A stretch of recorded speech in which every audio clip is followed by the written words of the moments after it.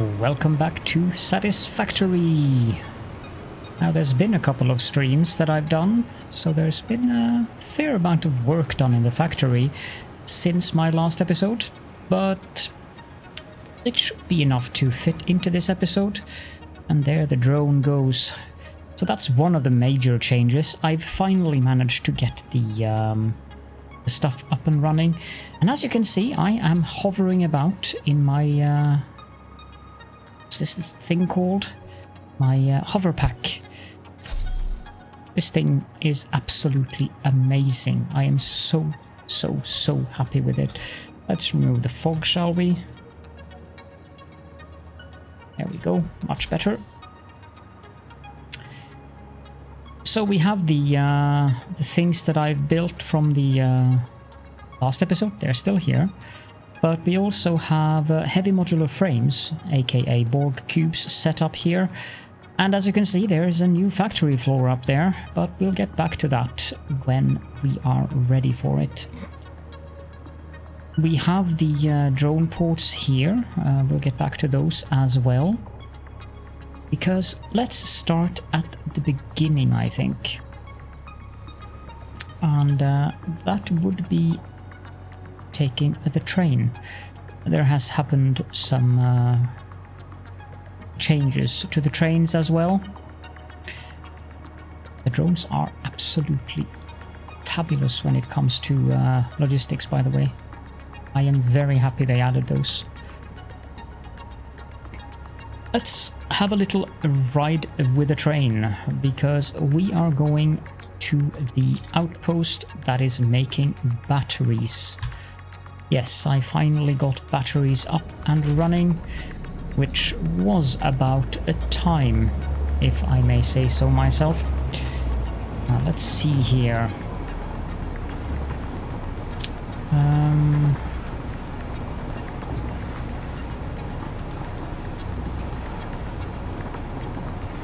So, there is no longer two rails coming down. It's now being done in this interchange here. Or two rails on the outside. They're coming down on the same thing. And the roundabout has been slightly changed because I got very tired of the roundabout not working. So instead we have this interesting contraption here. And this contraption, I need to give credit to the maker of Amelia of the Sea, who has built an absolutely stunning factory. I've posted a link to a video on YouTube of her factory. That's probably the most amazing thing I've ever seen anyone build in Satisfactory. It's based upon Stargate Atlantis, I think it was. I was just flabbergasted when I saw that. It's a 1,600 hours save game, and in the video that I posted in the Satisfactory channel on my Discord server, she's automated 156 turbo motors per minute, which is actually what the map is capable of sustaining. That's the maximum amount of turbo motors you can make per minute with the resources on the map. So I highly recommend you go check out her content, because wow, she is that a level of skill that, I mean, I'm not a fan of walls, but in her base, even the walls, they just fit in. Some of the things she's doing in her factories simply just, yeah, I don't have words for how beautiful and how well done that factory is. And she had a tutorial on the on her channel on YouTube where I found that interchange. Motion sickness warning here. What was it called again? It's a turbine interchange, and it's actually based upon a real turbine interchange in the real world, but I don't remember which one at the moment. Her tutorial is a little old, so I think they've changed the costs for rail since then, so I didn't get it perfect the way that she built it in her tutorial, but it works, and I'm very happy with it. Now I don't have trains going in wild circular motions out there, and things just work as they're supposed to. So this is the Titan Forest Batteries train station, and we have 3 platforms here. The first platform here is configured for loading, and I don't know if it's doing anything. I think this one should be an empty platform. The second platform is the one that's taking the aluminium casings. We're fetching those from the aluminium outpost down in the swamp. And this one is taking the batteries in. Now these belts are rather simple. It's just basically coming in like that under here. So the battery's coming in on top. Sulfur going out to the outpost, and then of course the casings going underneath there. Now the brilliant thing about this hover pack is that it's also powered by the rails. So it's like when I was building that interchange, having this hover pack, I don't even know how much of a hassle it would have been to build that interchange without the hover pack. So we're taking down bauxite from up there. That's a pure node, and that is being sent to this one refinery, which is making alumina solution, 240 per minute. Then we have the sulfur coming in here, which is being processed in these 6 refineries into sulfuric acid. That gives us 300 sulfuric acid per minute. And then we have these magnificent blenders here, 6 of them, and they are making batteries, 120 per minute, combined with some water. Now the blenders aren't working currently because they are not doing anything, but if I take out these batteries, it will start up, and it looks absolutely amazing. Then takes it over there, fetches it, picks it up, make sure it's clean, and fill it up, and then pops it into the output, and it goes out on the belt when the belt is not full. So here we have the pipelines, the belts going out, and these are the pipeline there is for the water, which I have to take back down. But I'm also getting water from this new resource pressurizer over here. This is a water node. Now this thing can be a bit annoying to be nearby, but I love the animations.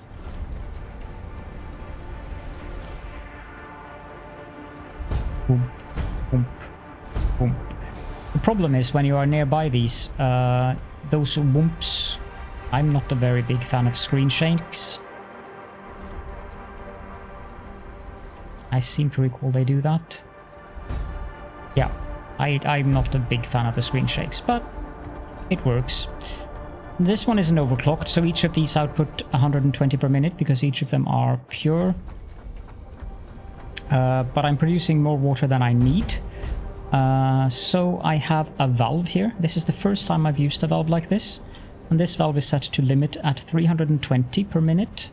And that means that the water we're getting from these, that should be 180, gives us a total of 500 water in this pipe, which then goes to the alumina solution refinery, which requires 200, and these 6, which require 50 each, which would be 600. So this is the new battery outpost. I really like the blenders. They look really nice. Working as well. You can see the goop inside there is blending. We will be seeing more to the blenders later on though. Now let's head back to the base. This is the primary thing I've done, this outpost here, and of course also a couple of things in the base and that interchange. Now, if we take this and we go to the Caledorn factory, that also lets me show you how the interchange works.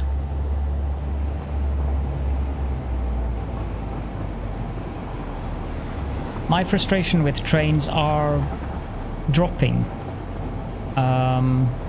with the hover pack. So I recommend getting the hover pack before you start building long train lines, since the rails provide the power and you can go a substantial distance. I wouldn't say that, but you can go far enough away from where you are, where you have the rails having the power, that building the railroads with the hover pack is actually quite pleasant.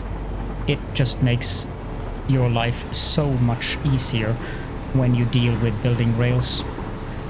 Of course, the wonkiness of the trains, it's still there, but through doing it in within the limitations of the system, I think my experience with rails will be much better now. I mean, building the interchange that I built without the hover pack would have taken me quite some time. With the hover pack, it didn't really take that much time. Maybe 15-20 minutes to build that thing, which I would say is fairly impressive. Of course, I spent more time than that because I had to redo it in the entire input or the entry/exit to the main base area, but that's fine. And I don't count that as part of the interchange building itself. Oh yeah, I had to build this up here. It's a mirror of the one up there. So I have 2 outposts now doing 780 silica. And they are scalable, so I can easily get out 2 more belts of 780 silica if I need to. Now we'll be going to the right. Look at this, it's just so pleasant. It is a marvel.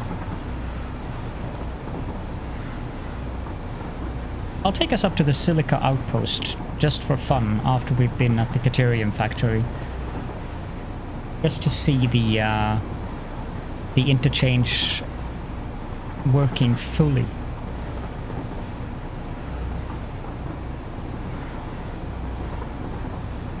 Now the next things that I need to do in the factory, I've written those down. I need to make heat sinks. I need to get nitrogen gas. I need to make cooling systems, and then I need to make overclocked supercomputers. So that's part of the plan for where we're going next in the factory.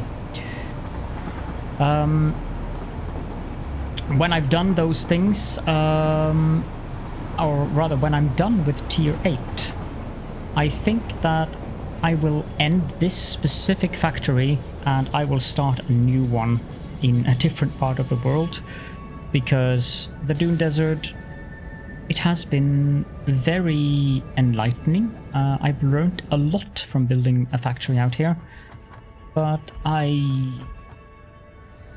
it's not my favorite area.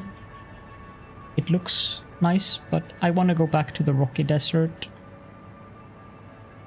So this you've seen before. This is the quick-wire assembly lines. We are going to go down and just look at how amazingly fun and cool this hover pack is. Okay, there I lost power, but it was because I was too far above the power line.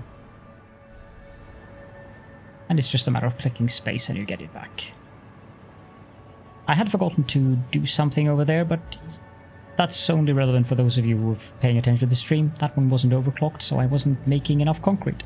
This is the new concrete outpost. I'm using the wet concrete recipe here, so I'm making 400 concrete in this little refinery outpost. So I have 2 water extractors down there, and I have a drone port here. And the drone ports are really excellent when dealing with stack sizes of 500. That makes them brilliant.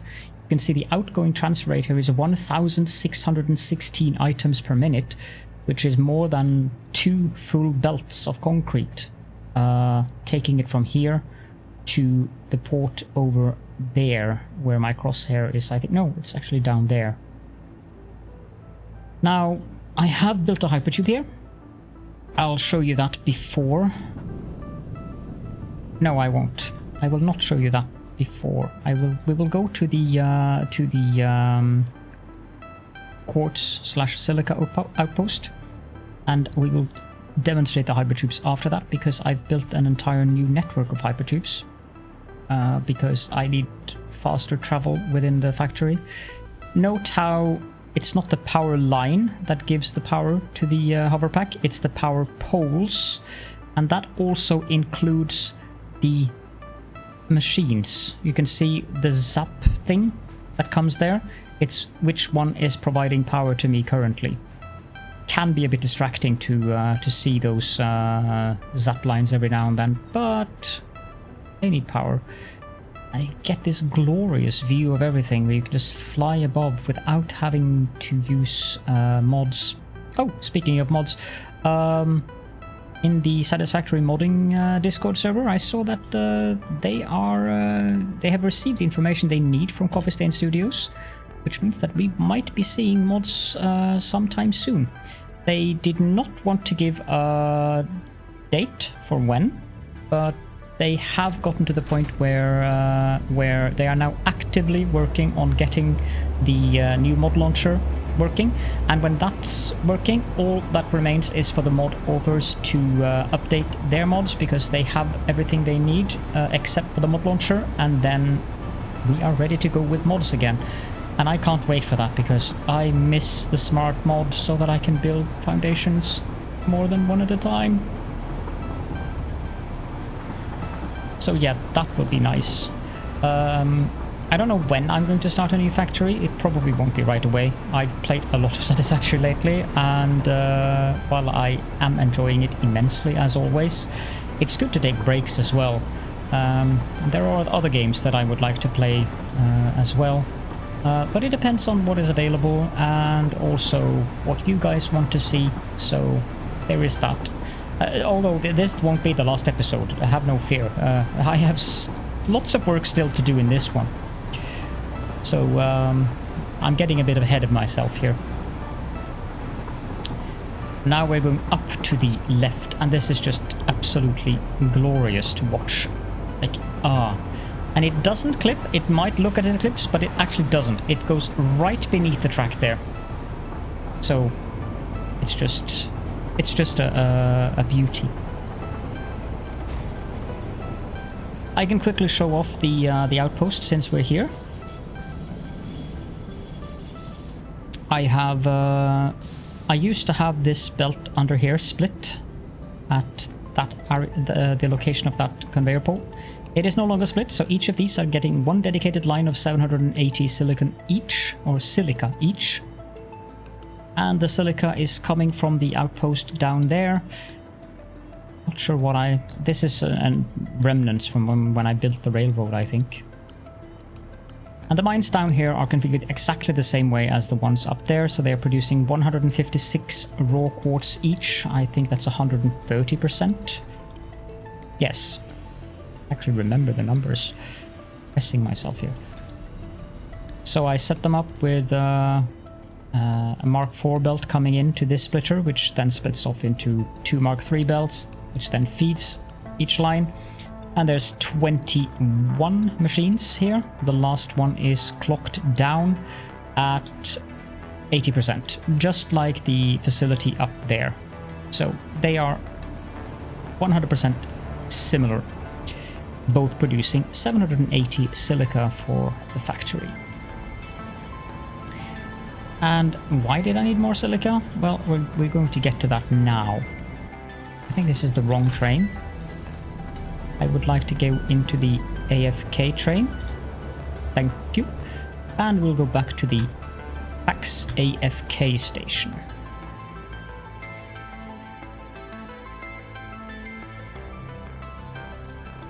I think the station platform is in use currently.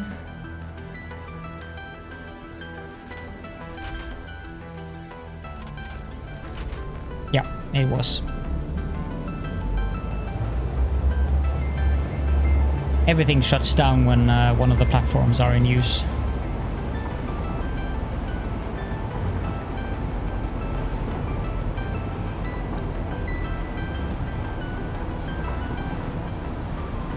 Now, if you want to build an interchange like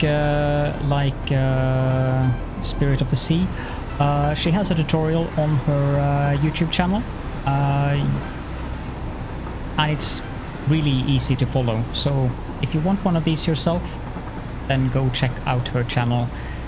And yeah.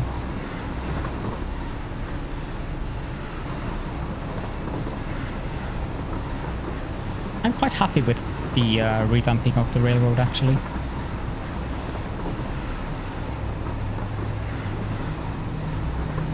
Okay, so the drone... I'm gonna jump off here. The drone port here is responsible for one thing, and one thing only. Distribution of batteries.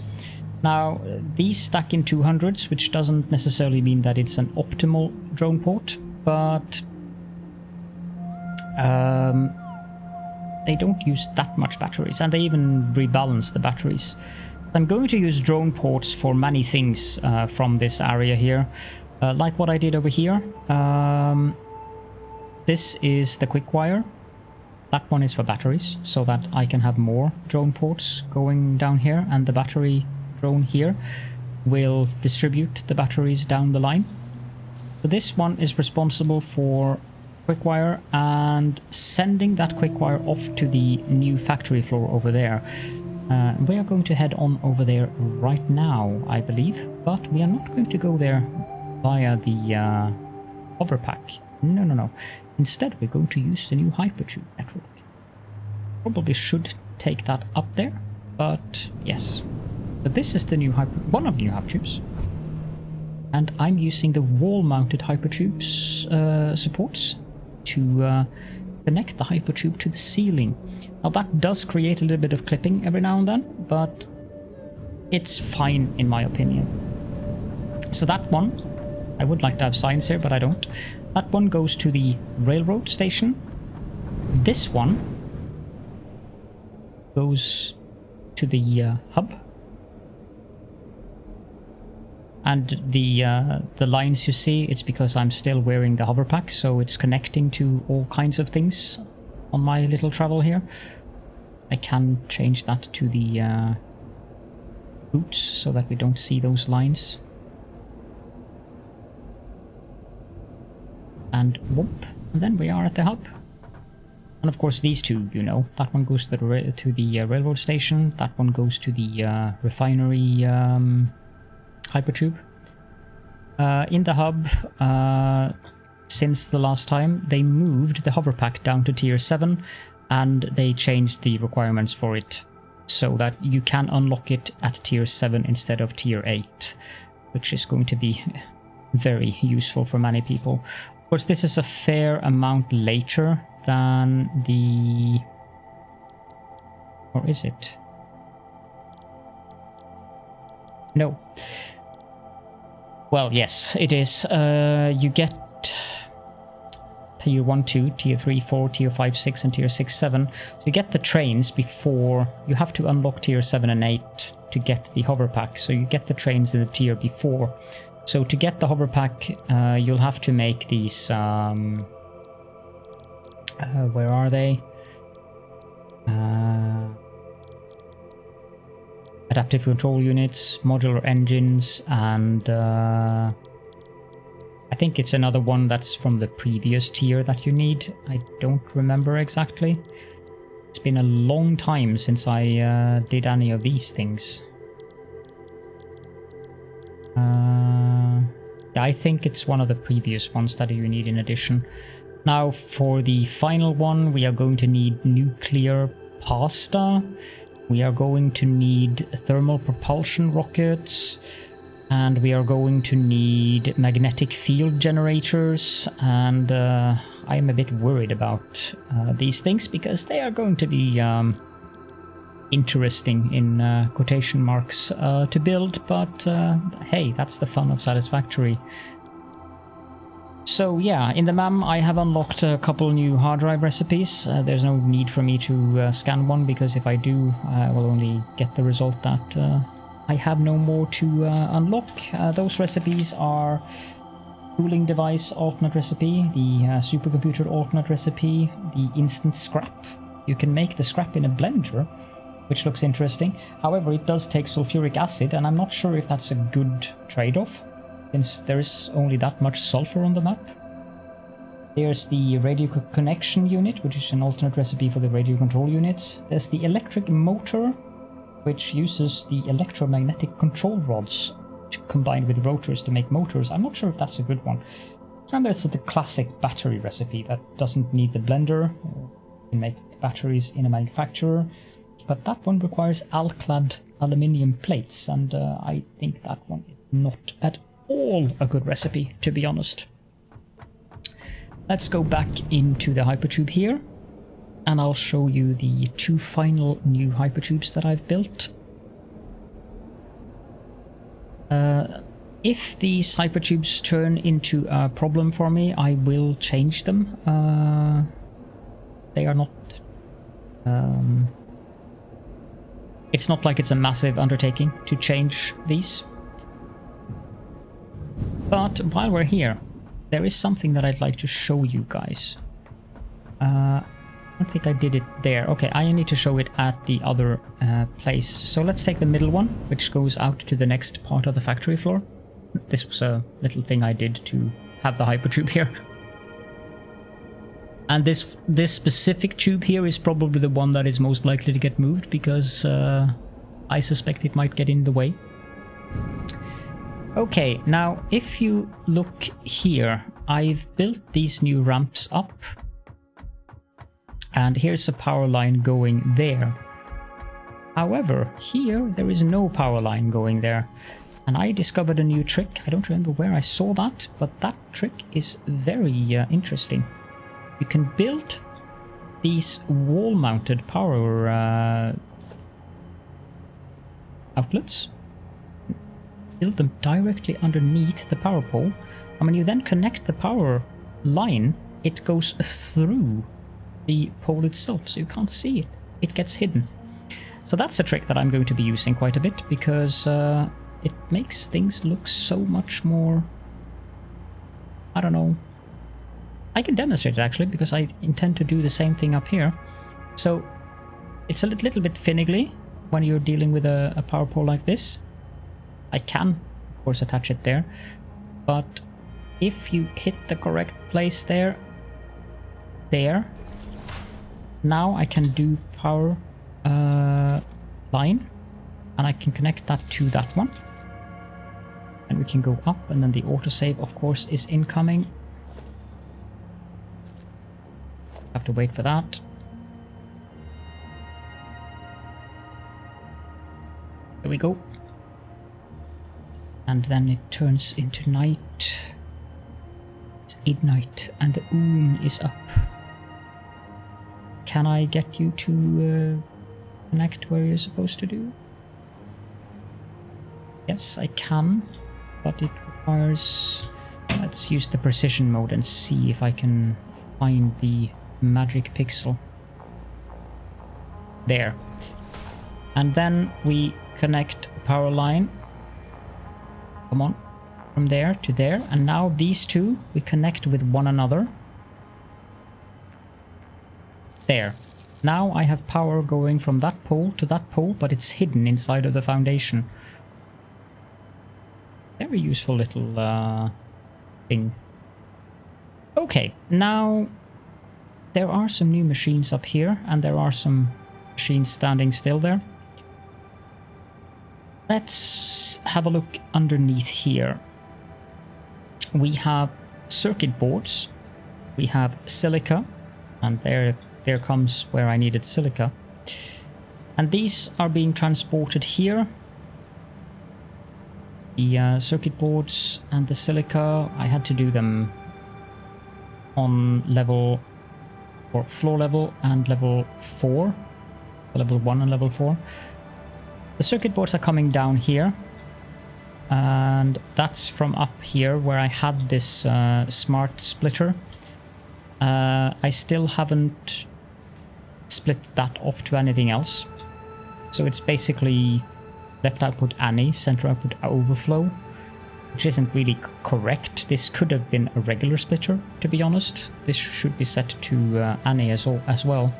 Make sure that it actually does send off to both of them. The silica, I'm doing the other belt that I had down here, because I have these belts coming up here. I think I showed those off in the previous episode.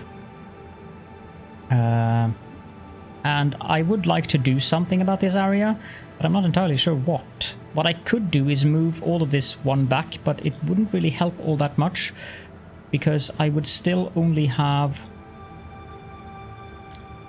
Well, it would help a little bit, actually, but yeah, it's going to be hard to fix this. And I don't think I want to spend time fixing this, because I really want to get to the end content. So these little inclinations here, I will probably just build them in, like I've done over here, using windowed glass and painting them black. So I'll probably just build in this entire area from here and all the way over there and encase it. That might look a little bit better, and hide it. Okay, now we're already back here, so let's just use the hypertube again. Because why not? They are a little bit close together, but...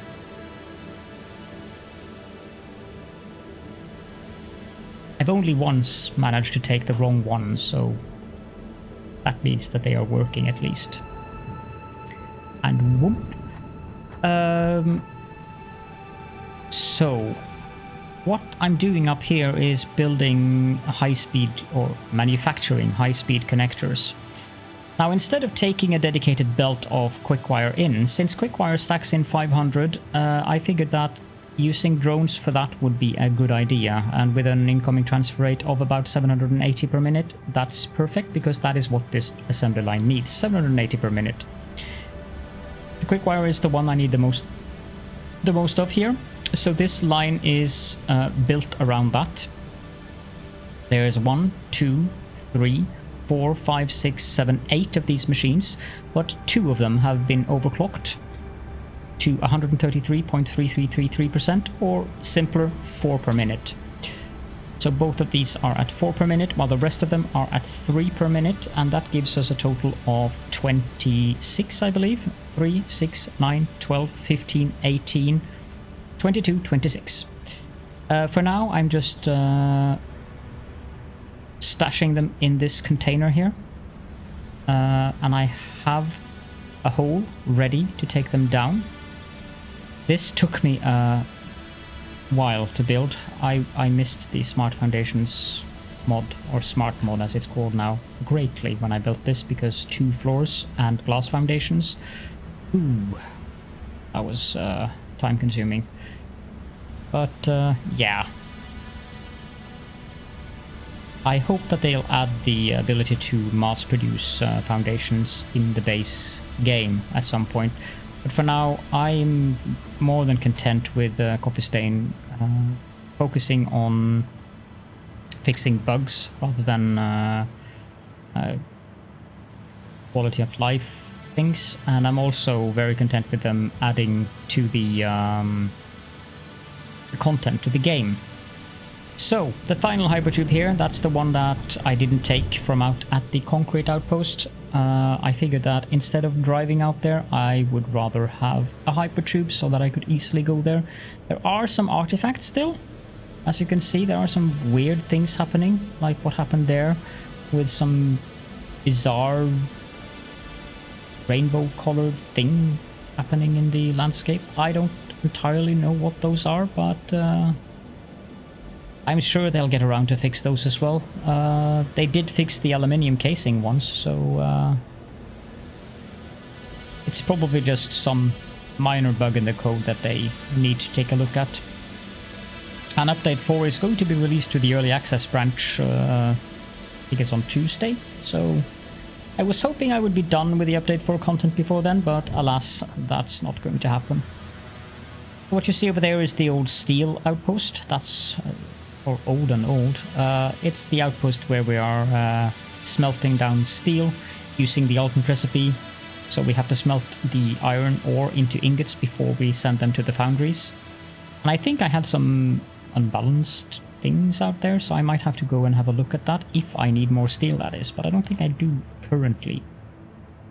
So that's just about where we are currently with the factory.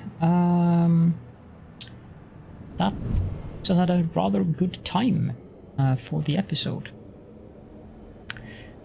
So if you want to see me build the factory live and interact with me live, then please do feel free to pop on over at Twitch.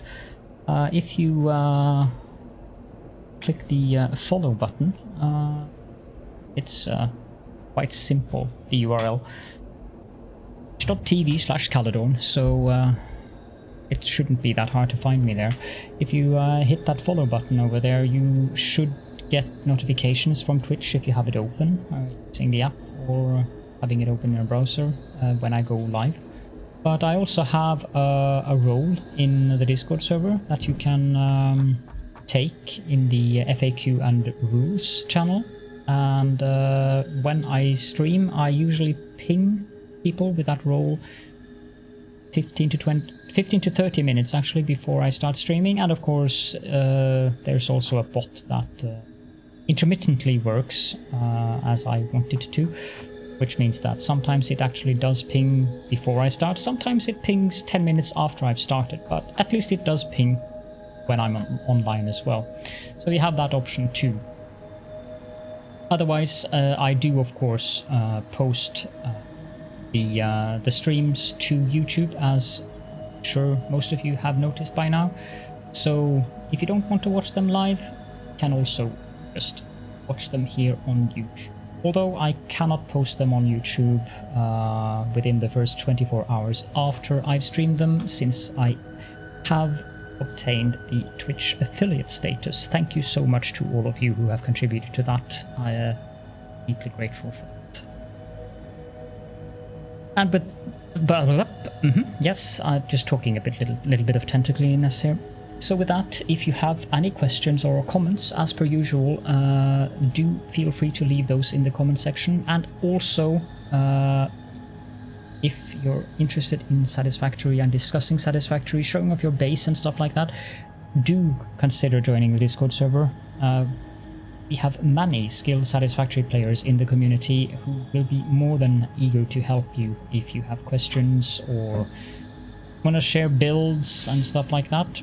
One little interesting thing that was shared with me today was that the drone port fits perfectly in a 3x3 foundation. If I remove these 3 foundations and built foundation just one block like this, the drone port would fit exactly in that that square, and you could hide the belts underneath. So yeah, the Discord server is a great place to be. You'll find the link to that in the description underneath the video. For now, thank you all so very much for joining me, and I look forward to seeing you in the next episode.